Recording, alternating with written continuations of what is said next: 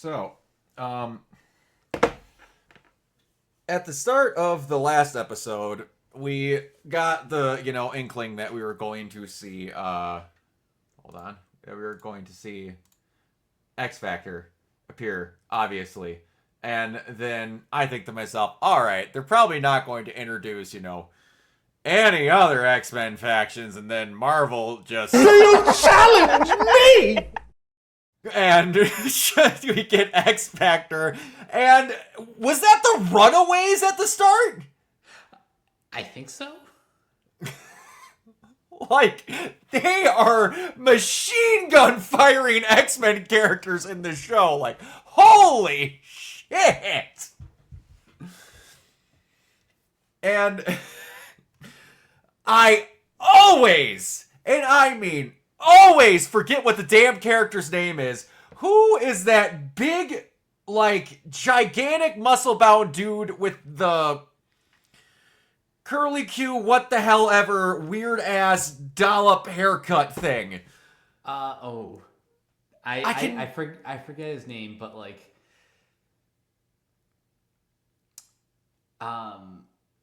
strong guy. Is that what it? It is strong guy. I was just like, I couldn't remember it, but yeah, that was just You get multiple man, you get freaking Wolf's Bane, Siren, freaking Polaris, and knockoff Cyclops, as Jubilee called him in Havoc. God, that was funny. Probably my favorite line of hers. That was so good. Knockoff Cyclops. Ah. So, I appreciate that they're not kid gloving X Factor. Like, they're openly showing that they don't give a shit. Like, they capture War.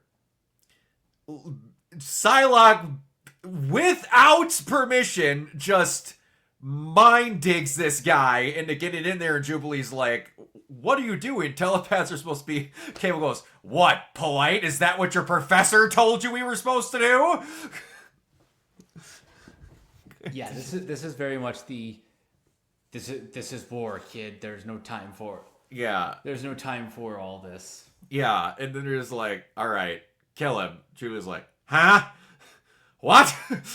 It's like, we can't save him. Bullshit! You're right there, Archangel. What are you talking about? Yeah, Rogue Sabine, Shane here. Shut up. And then we can talk. Boom! And they just kill him.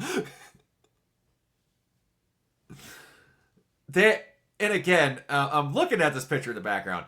Everybody has, again, in this episode, has banger fits on. Kind of except Sunspot, if I'm going to be perfectly honest.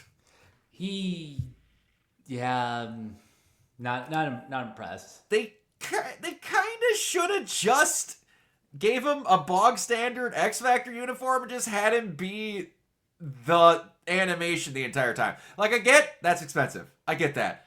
But you could have gave me something better than what he's wearing. Yeah. He's the only one that kind of stands out as kind of off. Except for when they meet Emma Frost, I thought what he was wearing there was pretty cool. Yeah, that was absolutely, like, I love this hair down jacket version of Jubilee. Everybody else is pretty standard, but they look great. Again, heard nothing but good things about Cyclops, and she was Psylocke, and she was fantastic in this. I love that they changed the intro to X-Force. Yes, it's honestly my favorite version of the theme now. It even said X-Force 97 at the end of it. It's awesome. More shows need to do shit like that. And, like, that X-Force versus X-Factor fight was fantastic. I love that, again, they, like I said, the machine gun fire and X-Men characters, they're not afraid to be like, no, we're not going to save on budget. We're not going to show you this only the same 6 X-Men characters and only have, like, maybe 1 or 2 others show up. You got... The entire main team isn't even in this, except for, like, the exception of Jubilee, if you count Sunspot as a main character on the main team, which he kind of wasn't yet, other than the last 2 minutes of this episode. Mm-hmm. It's great that they could... This just reminds me how badly Fox fumbled the bag. Yep. You could have had an entire X-Force trilogy. You could have had an entire X-Factor trilogy. You could have had the freaking Runaway. All of this is just showing how much shit that they can do. And then Xbox went, Fox went, nah. What if we just didn't care about continuity? To quote John Campea in the Fox office, continuity, schmontinuity. Ah. And now the only shitty part about it being back with Marvel now, it means we're only going to get an X-Men movie like once every 4 years. Yeah, that's the part that's not so fun, but hey, at least they're back in good hands. They are. This whole episode was just really good. It was very basic. They're like, hey, we're going to show you that X Factor's different. Or X-Force is different, and X Factor too. They're just government lapdogs. And having Polaris be kind of the voice of what am I trying to think of? The voice of reason. Voice of reason, was very good. I gotta ask, unless I'm forgetting, does she know she's Magneto's kid in this version? I don't remember. Because she says, I was raised in an orphanage when the professor found me. Like, because that whole thing is... There's not a single one of Magneto's kids where it's a regular situation. Oh, God, no. Where, even with them keeping it normal before they started deciding what was canon and who was mutants and who wasn't his kids, it's weird. But, I also love how in this show she's gotten more screen time than she did in the 0.5 seconds she shows up in Day of Future Past. I forgot she was even in that. Yeah, she's in the house. You see a girl with pink hair or with green hair and a ponytail as they go in to talk to Quicksilver.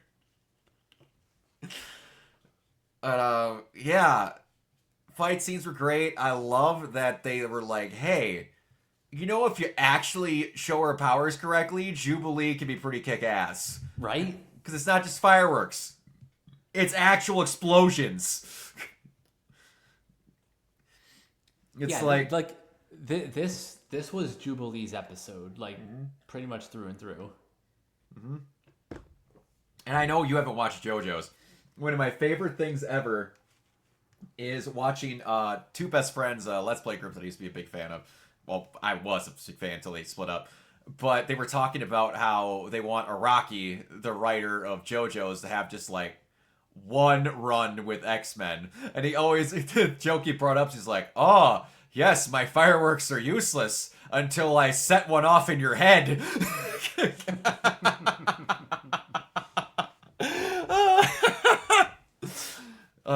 Yeah. Her freeing all the kids, taking out the guards, showing that even though she's younger, she still is grown up and she can hang with X-Force with their training and all that. And she knows that you get the non-Kitty Jubilee where she's like, no, we actually need to do some not so great shit every now and then. And I appreciate that when they're doing that with the youngest kid and actually, again, not pussyfooting around it. And being like, no, we need to be kinder with her. Cable's like, no, she'll be fine. They have her. I trained her. She's good. And ultimately, he was right.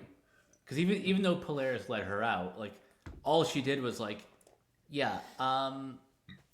have 5 minutes. Anything you do, I will just turn a blind eye. Yep. You're like, what happened? Where's Jubilee? If she got out, you wouldn't have anything to know about that, would you? Knock off Cyclops. I'm never gonna get... That was so fucking funny.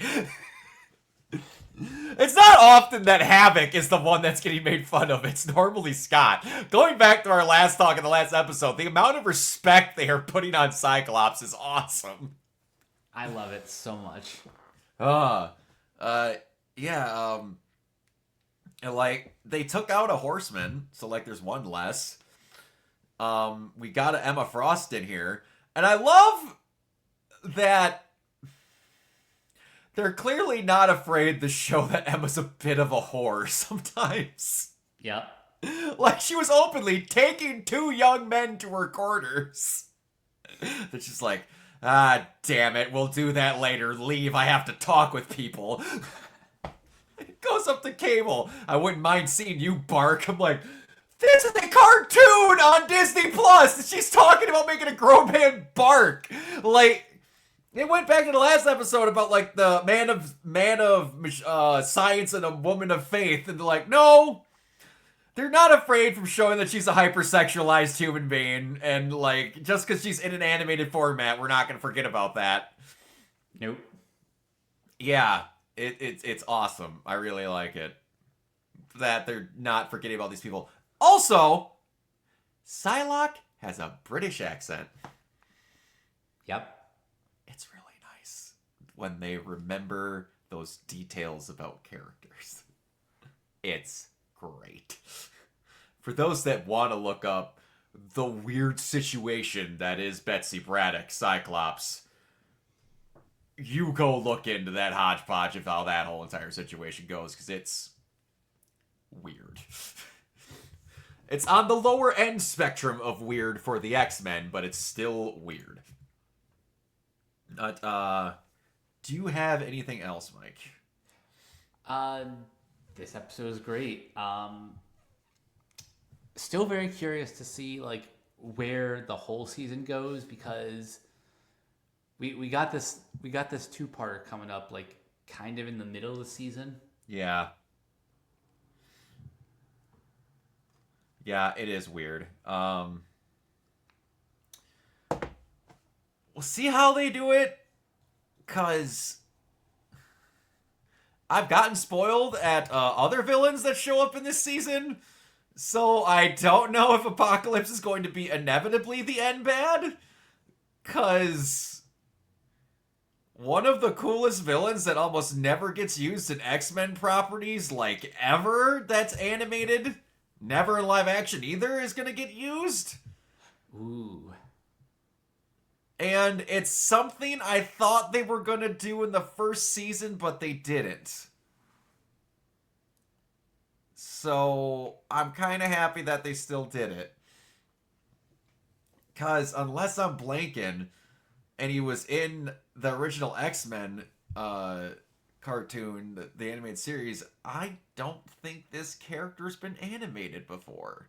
And that'll be interesting. It's kind of a big deal. Because I can tell you, this guy's never showing up in live action. Ever. Unless they make like 48 X-Men movies in the in-between, I don't see them using him. Probably not. No. But if you don't have anything else, then we can get on out of here. All right. So you guys can find me on various social media sites at Captain K42. You can check out my quick thoughts on letterboxd.com/CoachK42. And you can follow Renegade Pop Culture on Facebook and Blue Sky at Renegade Pop Culture. You can also find us on Twitch at twitch.tv/Renegade Pop Culture. Find us on YouTube at Renegade Pop Culture or Organize Zero. Yes. Find us on Podchaser. Consider supporting our Patreon at patreon.com/Renegade Pop Culture. Listen to all of our podcasts on Spotify, Apple Podcasts, or wherever you listen. And last but not least, everything can be found at renegadepopculture.com. Need an escape? So do we. Absolutely. You can find me everywhere at Organize Zero. Excuse me, mainly Twitch and YouTube. If you're into cosplay, convention going, and the such, you can find me on my Instagram over at Organize Zero as well. All right, until next time, we will catch you all later. Bye!